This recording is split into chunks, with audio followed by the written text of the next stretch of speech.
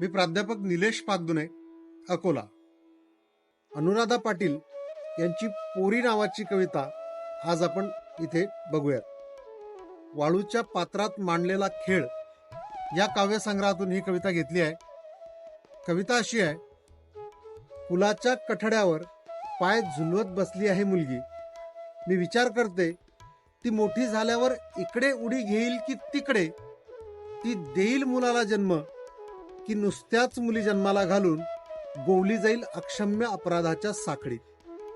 मी पाहते तिला गरगरत्या आकाश पाळण्यात वाहत्या वाऱ्याच्या कानाशी बिलगून खिदडताना, जिथे जमिनीवरचे पाय सुटण्याची भीतीही तिला स्पर्श करत नाही.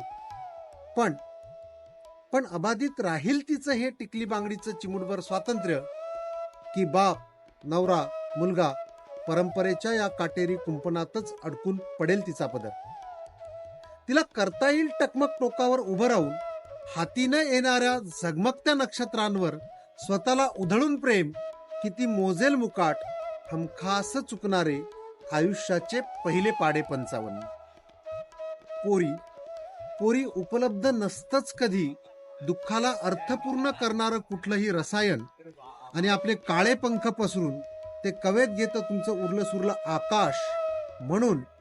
म्हणून जगण्याच्या अंगानच उलगडत न्यावा लागेल तुला तुझ्या झुलत्या झोक्याच्या दोराला पळणारा पीड, आणि स्वीकाराच्या दिशेनंच मोजावं लागेल तुझ्या जमीन आणि आसमानातलं अफाट अंतर. धन्यवाद.